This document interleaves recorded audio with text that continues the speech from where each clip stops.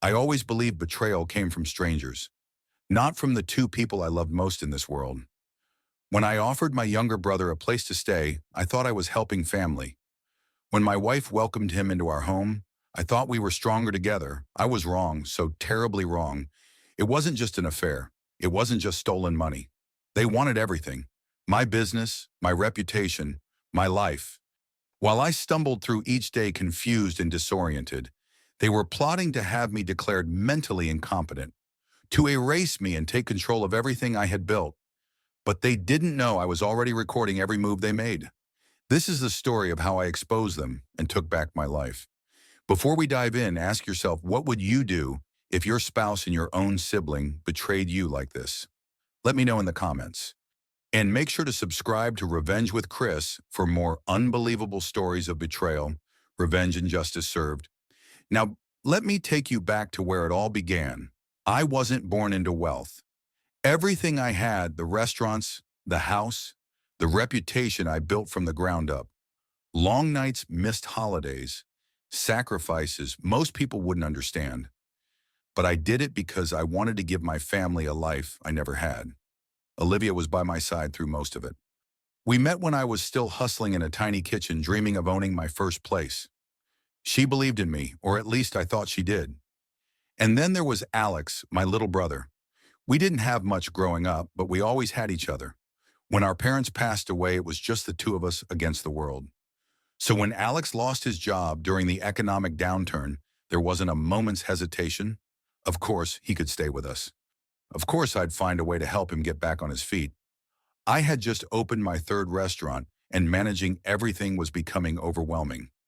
Bringing Alex in to help manage one location felt like the perfect solution. Family loyalty, right? Who could I trust more than my own brother? At first, everything seemed fine. Alex picked up the ropes quickly, and Olivia was supportive. Maybe a little too supportive in hindsight. She'd offer to drop by the restaurant to check in, or bring him dinner after his shifts. I thought it was kindness. I thought it was family looking out for each other. But looking back, the signs were there. I was just too blind, or maybe too trusting, to see them. About 6 months into this arrangement, I started noticing small things. Numbers that didn't quite add up. Inventory reports that felt off, cash flow issues that I chalked up to economic fluctuations. At the same time, something strange was happening to me. I was exhausted all the time. Forgetful. There were moments in meetings where I'd completely lose my train of thought, staring blankly as if my mind had just shut down. Olivia would gently touch my arm and say, "You've been so stressed lately, Nathan. Maybe you're burning out." Alex would joke, "Yeah, man, you've been slipping. You should let us handle more before you run yourself into the ground." And I believed them. Why wouldn't I? They were my support system, my wife, my brother. I started doubting myself, thinking maybe I was overworked, maybe I needed to delegate more. Take a step back. That's when Olivia began making my evening drinks, insisting I needed to relax more after work. A glass of wine here, a special herbal tea there. It felt caring, thoughtful even. But the fog in my head only got worse.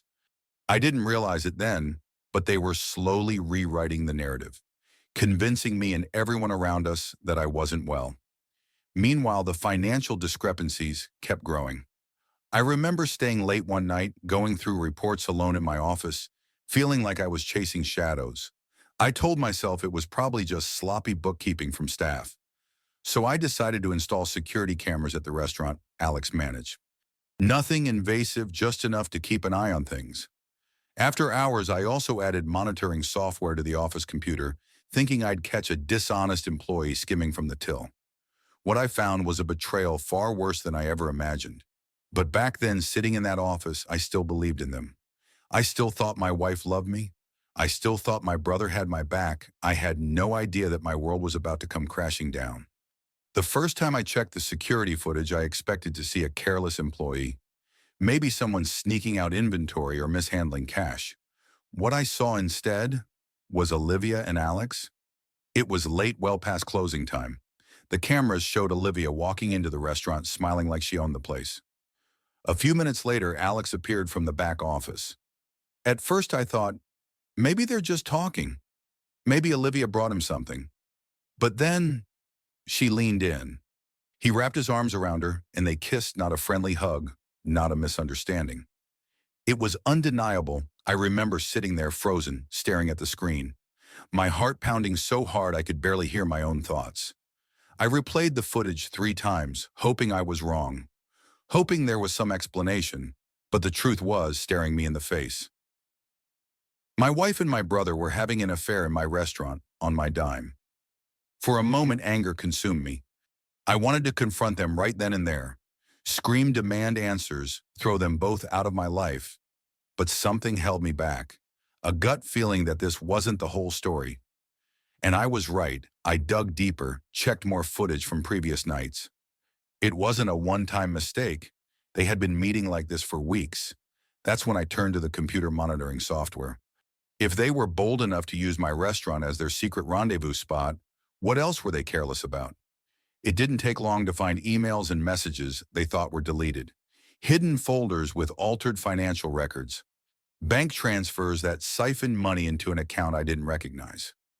Nearly $95,000 gone, stolen from my business over the course of 4 months. But the worst part wasn't the money. It was what I found next. Buried in a series of chat logs and voice recordings was a conversation that made my blood run cold. Olivia, he's getting worse. Last night he couldn't even remember where he put his keys. Alex, good. The more he slips, the easier this will be. Have you talked to the lawyer yet? Olivia. Yeah, once we get the paperwork started for power of attorney, it's only a matter of time. Alex, and the meds, you're still giving them to him, right? Olivia, every night he has no idea. I felt like the floor had disappeared beneath me. They weren't just cheating. They weren't just stealing. They were drugging me, deliberately making me appear unstable, all so they could take control of my businesses, my assets, my entire life. I thought back to every moment I'd questioned my sanity. Every time Olivia assured me I was just stressed. Every time Alex offered to help lighten the load. It had all been part of their plan. I sat there for hours listening to every recorded call, every message they had already consulted. A lawyer discussed how to convince extended family that I needed medical intervention. They even joked about which one of them would run the restaurants better.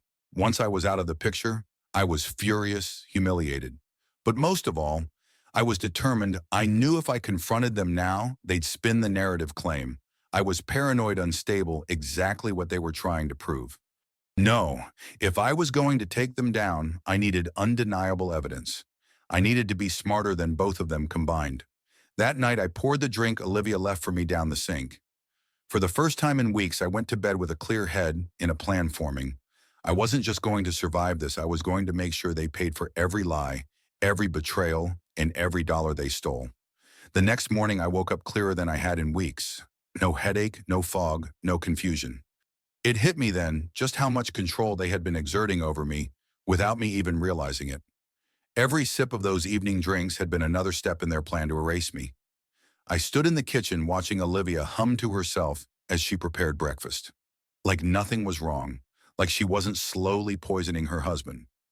Alex walked in a few minutes later, flashing that same easygoing grin he'd always had. If I didn't know better, I would have thought we were just a normal family sharing a quiet morning. But I knew everything, and yet I had to play along, pretend I was still the fool they believed me to be. It was the hardest thing I've ever done. Sitting across from them, listening to their casual conversations, knowing what they were plotting behind my back. Every moment felt like I was walking a tightrope. One wrong word, one slip in my behavior, and they'd know I was onto them. I started collecting every drink Olivia made, pouring them into sealed containers. When she wasn't looking, I needed proof. It wasn't enough to know, I had to be able to prove it beyond any doubt. Within days, the mental clarity returned fully. No more forgetfulness, no more disorientation. I scheduled a private appointment with my doctor, away from Olivia's prying eyes. Blood tests confirmed what I suspected: traces of prescription antipsychotics in my system, drugs I had never been prescribed.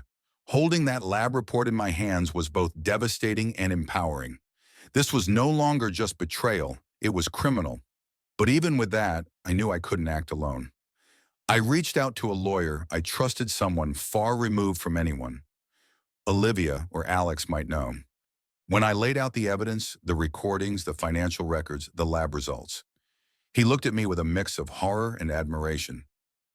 "You're sitting on a case that could put them both away for years," he said, "but you need to be careful. They're desperate, and desperate people make dangerous moves."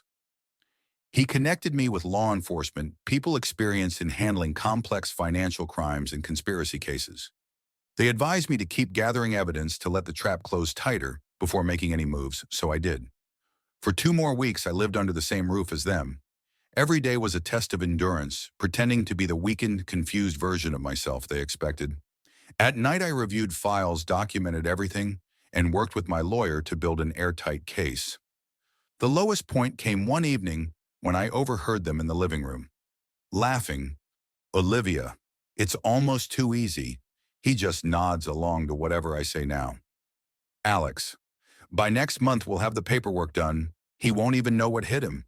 Hearing them mock me like I was already gone nearly broke something inside me. That was the moment I realized there was no coming back from this. No forgiveness, no second chances. These weren't just mistakes or bad decisions. This was calculated cold evil. Whatever family I thought I had was dead. That night, I stood in front of the mirror and made myself a promise I would not be their victim. I would not let them win. I finalized the plan with law enforcement. We'd set up a fake business meeting, something Olivia and Alex couldn't resist. An opportunity to secure investors and further push me out of the picture. I could see the end game now. But before that, I had to survive a few more days of pretending to be the clueless, broken man they wanted me to be. The point of no return had passed.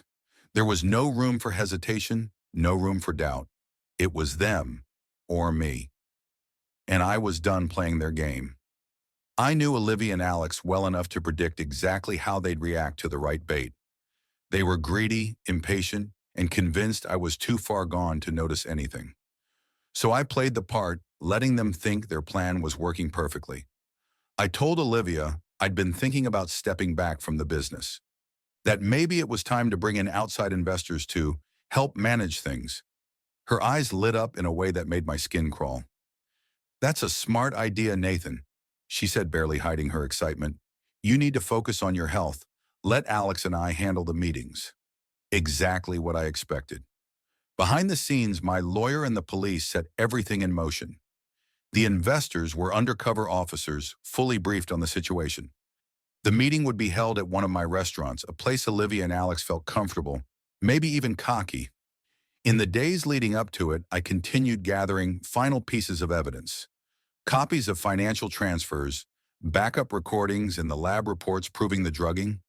I also had the drinks Olivia had prepared tested, confirming they contained the same antipsychotic medication found in my blood.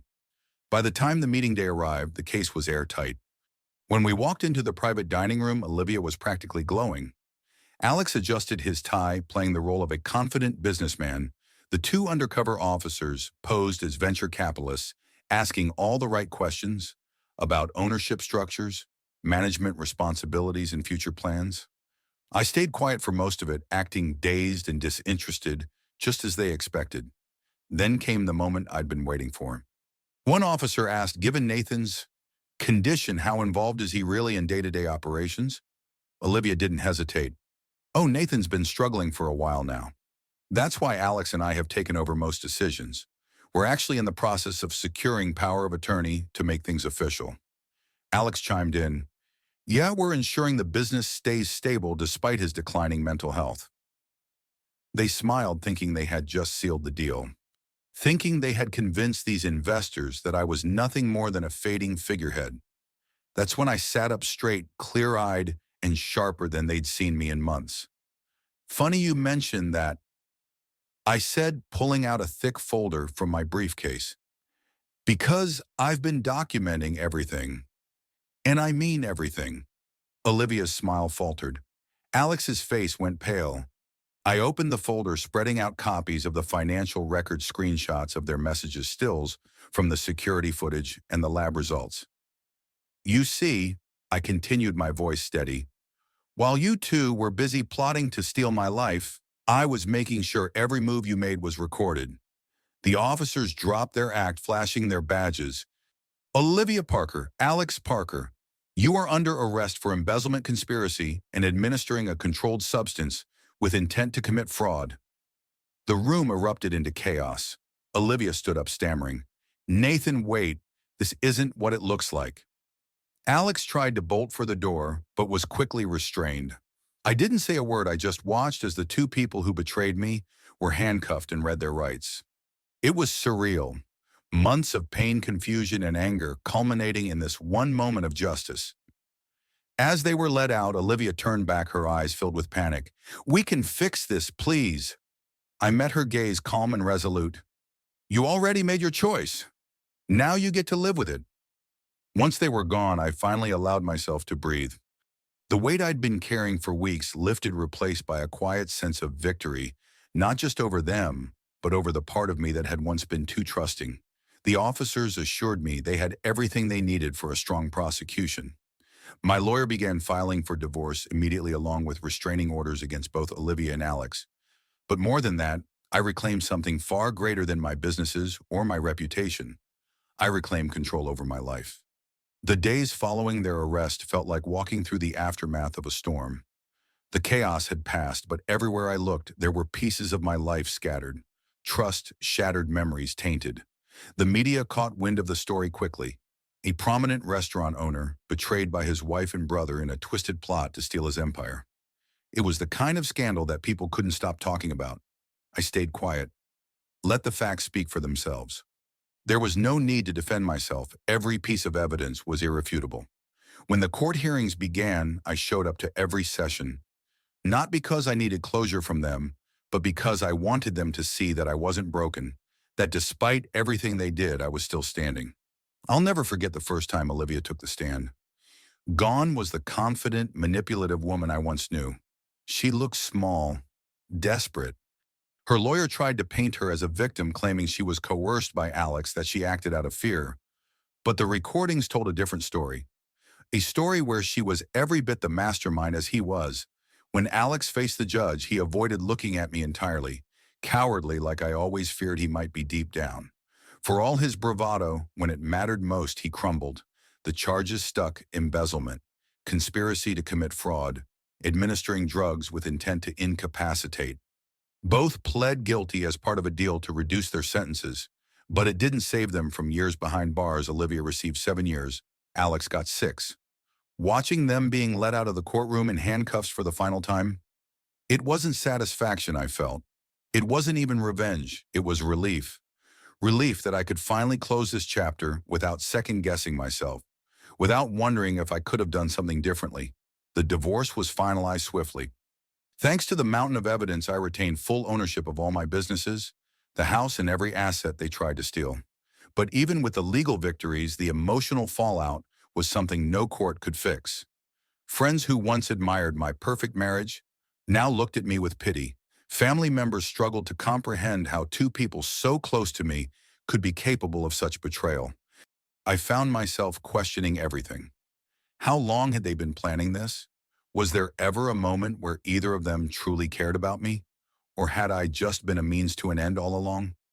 The nights were the hardest, lying awake, replaying conversations, seeing signs I'd missed. The late-night work sessions, the subtle glances, the way Olivia would deflect when I mentioned feeling unwell. But amid the wreckage, something unexpected happened.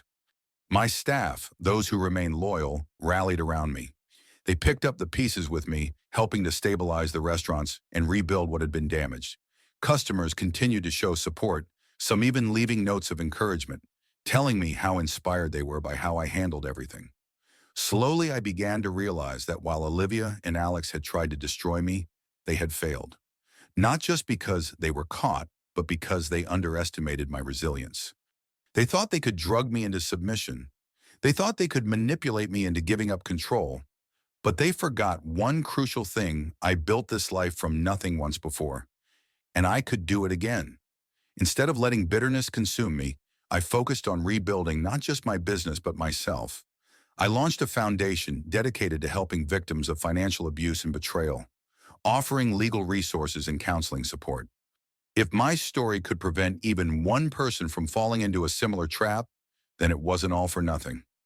Standing in my office months later, overlooking the city I nearly lost, I felt something I hadn't felt in a long time. Pride not in what I owned, but in surviving the worst and coming out stronger. Olivia and Alex were gone from my life where they belonged, and I was finally free. Not just from their schemes, but from the illusion that family loyalty was unconditional. People often ask me how I didn't see it coming. How could I be so blind to the betrayal happening right under my nose? The truth is, when you love someone, whether it's your spouse or your own brother, you don't look for signs of treachery. You assume loyalty. You assume family means safety. But I learned the hard way that trust when given without boundaries can be dangerous. It's not cynical to protect yourself. It's smart. I spent years believing that building a successful life meant surrounding myself with people I loved, letting them in, sharing everything I had worked for. What I didn't realize was that some people see kindness as weakness. Some see opportunity where you see loyalty. I'm not the same man I was before all this happened. And honestly, I'm grateful for that. I'm sharper now, more aware, but I'm not bitter. Because if there's one thing this experience taught me, it's that survival isn't just about fighting back when you're attacked. It's about knowing when to stay silent, when to gather strength, and when to strike with precision. I rebuilt my businesses, not because I needed to prove anything to Olivia or Alex, but because I refused to let their betrayal define me.